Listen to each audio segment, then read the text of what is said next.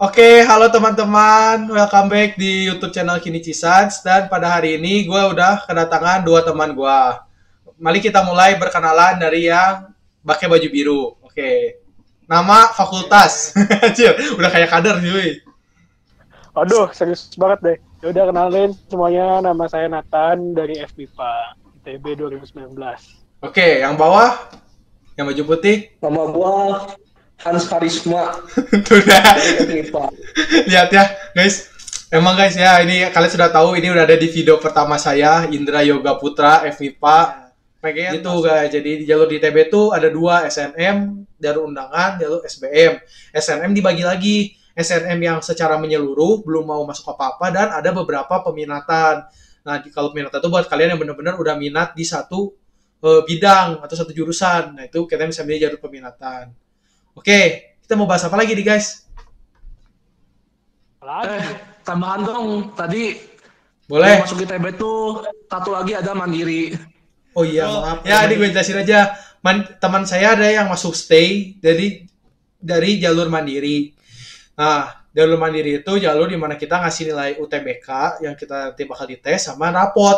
Lalu ITB yang mempertimbangkan layak nggak sih kita masuk ke ITB. Ketika kita bilang layak, oke, kita masuk lewat jalur mandiri gitu guys. Jadi ketika kita gagal SNM, SBM masih nggak memenuhi syarat, kita bisa ngajuin lagi yang ketiga jalur mandiri gitu sih. Teman saya ada bisa masuk stay kok dari jalur mandiri. Kalian jangan minder kalau masuk jalur mandiri guys.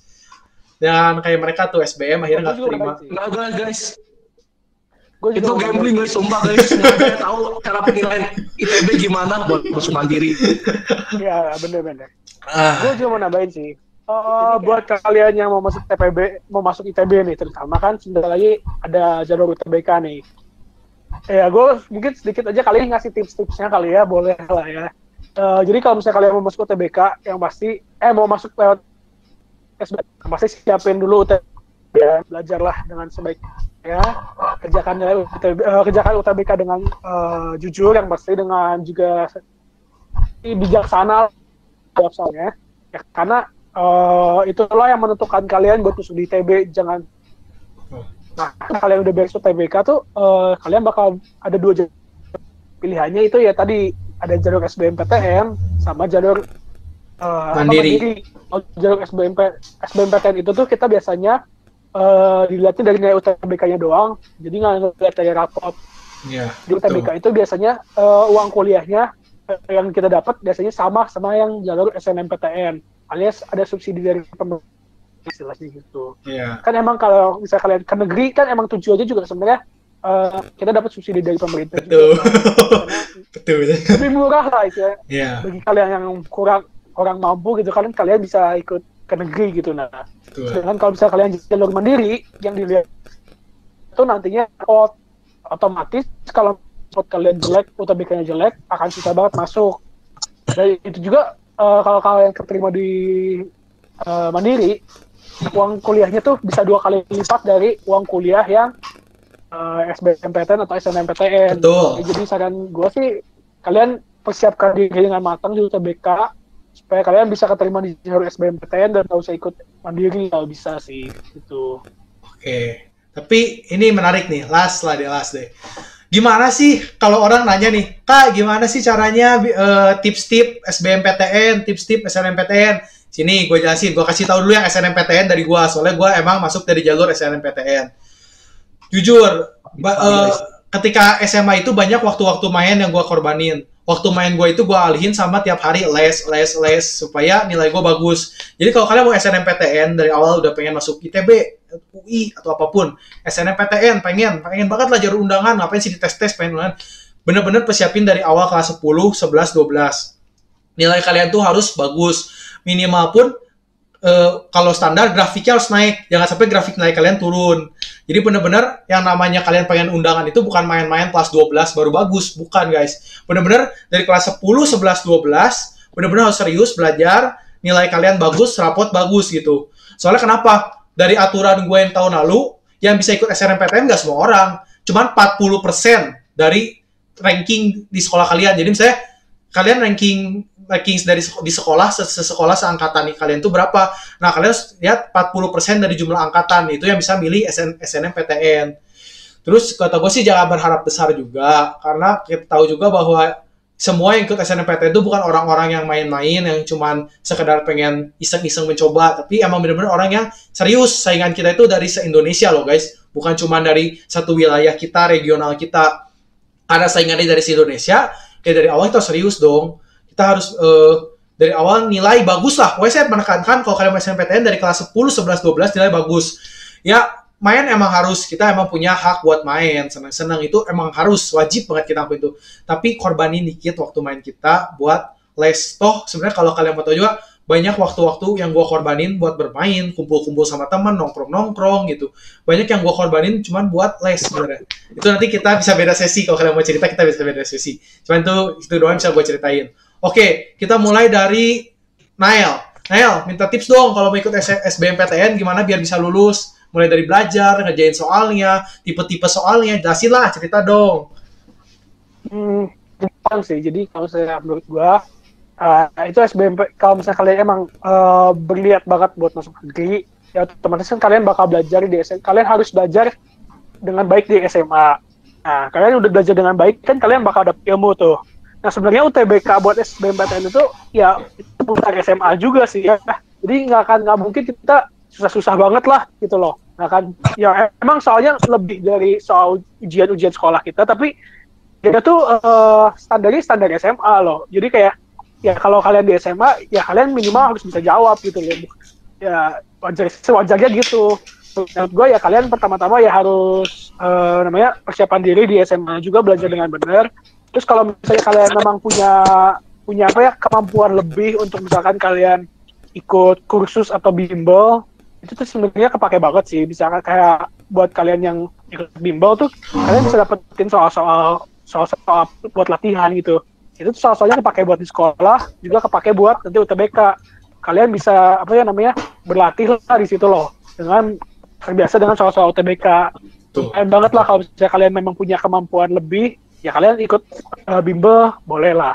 Cuman bagi kalian yang memang nggak punya kemampuan lebih juga, ya jangan berkecil hati, karena UTBK tuh nggak dilihat dengan kepintaran doang, dilihat dari kemampuan kalian di sosial, TPS namanya, skolastik bukan sosial, skolastik. Jadi kalian dilihat juga kemampuan kalian dalam belajar, kemampuan kalian berkembang. Ya, jadi kalau misalkan kalian nggak ikut bimbel, kalian bisa perjuangin dengan belajar sematang-matangnya lah. Ketika kalian misalnya udah beres ujian, kalian ya langsung belajar gitu loh, jangan santai-santai. Karena kayak sayang banget kalau misalnya kalian akhirnya nggak keterima lewat SBMPTN atau lewat mandiri, kalian harus nunggu setahun lagi buat bisa ikutan SBMPTN atau mandiri gitu.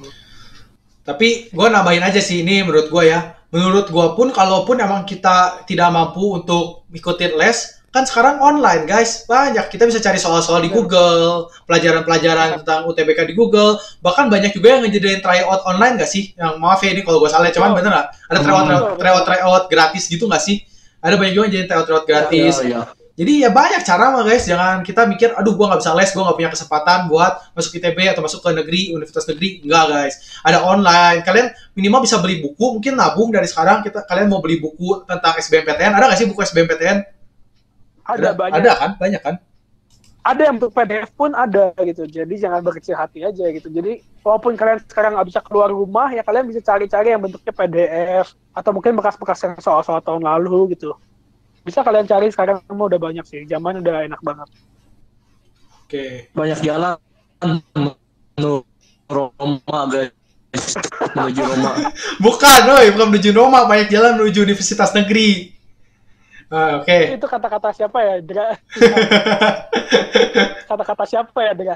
Entropi meninggi. Bukan entropi meninggi.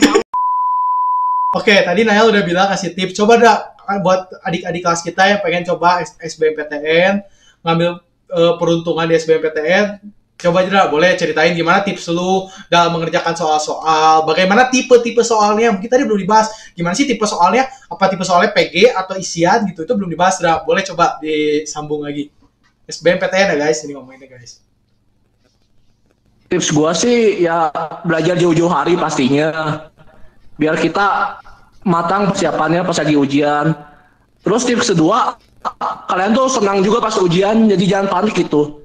percuma kalau kalian belajar sematang-matang apapun, cuman pas lagi ujian mental kalian down, panik, kalian pasti nggak akan bisa itu juga.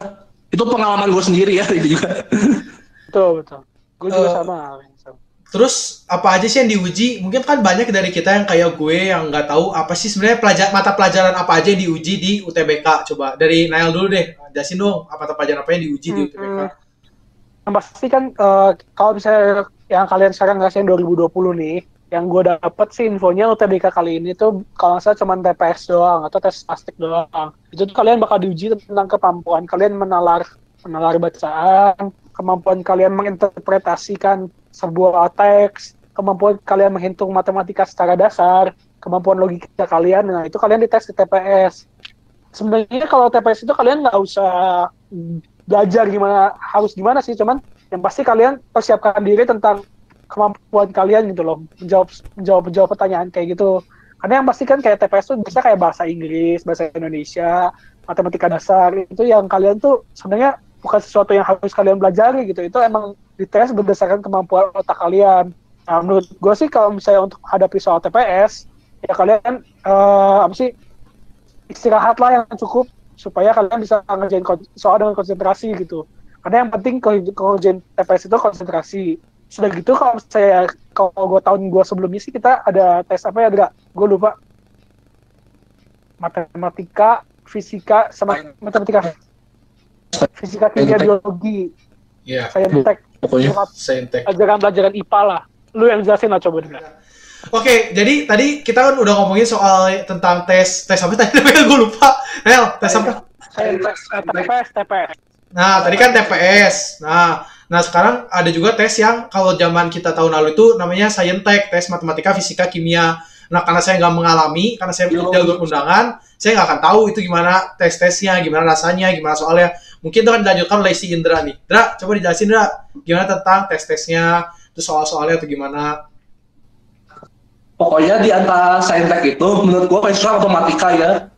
Soal dia tuh cuma 20 menit, terus 20 soal. Lu bayangin soal susah-susah, tapi harus kerjain dalam 1 menit. Gua dulu ya nih, gua cerita nih. UTBK 1 gua cuma kerjain 4 nomor, terus sisanya gua asal aja, gambling pokoknya. Ya. Terus fisika menurut gua lumayan gampang sih kalau fisika. Soalnya masih manusiawi menurut gua. Okay. Terus waktunya berapa menit fisika tuh?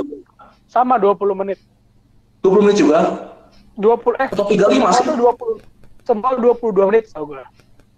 Oh ya fisika 20 sama pokoknya itu. Tapi soalnya juga lebih gampang daripada matematika gitu. Oke. Ya, betul. Terus kimia menurut gua kimia paling gampang ya di antara itu. Soal gua waktu itu paling bisa kimia. Soalnya tuh dasar pisan kayak UN gitu menurut gua. Betul. Ya kayak UN bisa sih, cuman lumayan lah bisa gua. Terus biologi. Biologi mah lu udah minta Tuhan aja. Ya, mungkin kalau kalian yang suka biologi, rajin baca buku biologi, ngapalin biologi, emang senang-senang, mungkin gampang sih bagi mereka yang suka bener-bener suka biologi, ngapalin buku biologi. Mungkin bagi kita aja yang sukanya terlalu suka sama Vicky, mungkin jadi berat, rasa biologinya terlalu berat gitu kali ya. Nih, Oke. Ini pengalaman gue ya, gue masih ingat soal UTBK biologi gue, nama ilmiah pausperma coba. Apa itu? Nama ilmiah? Pausperma. Apa itu? Gue nggak pernah dengar. Apa nggak pernah dengar gue juga.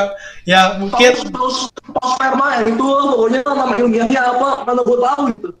Ya. Tahu juga. Tahu itu pengumuman. Biologi itu paling. Ya. Lo paling butuh Tuhan lah di biologi. Ya, oke. Terakhir kayaknya menarik kalau kita nanya gini ya. Ini menurut pengalaman kalian aja. Paling menarik itu ketika ngomong kita, misalnya kita pengen ke ITB, pengen masuk FMIPA, passing grade-nya waktu itu berapa sih zaman kalian? Passing grade-nya 600 berapa? 700-an malahan.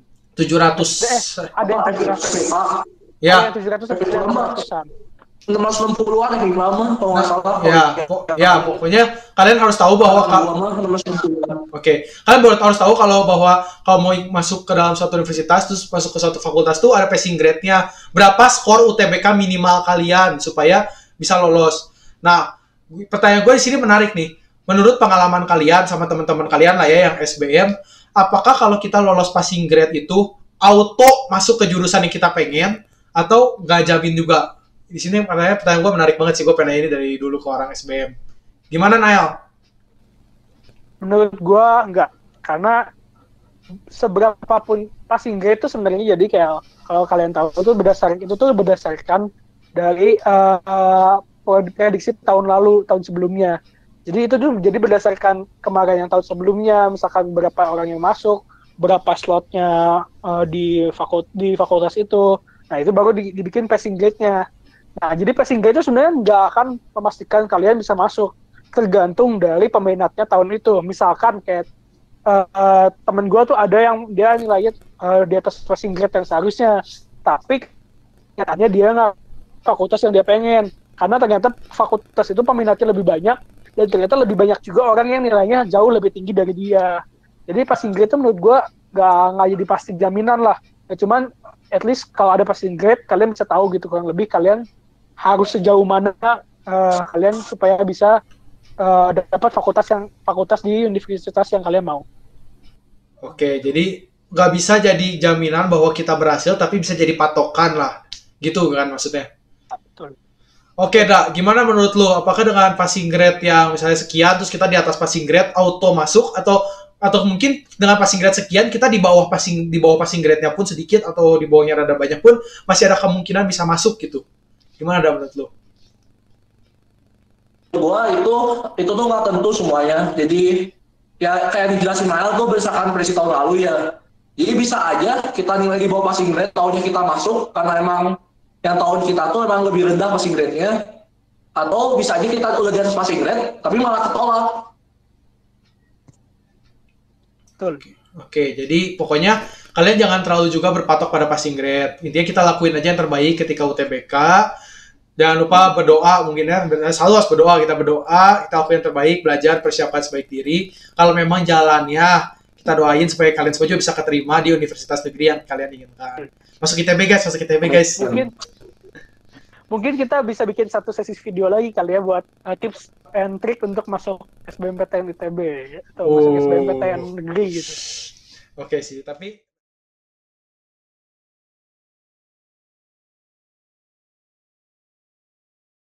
kita udah tahu sendiri kalau sekarang kan semua tentang institusi pelajaran, institusi pendidikan, baik itu SD, SMP, SMA, maupun kuliah, dikarenakan coronavirus ini menggunakan sistem online.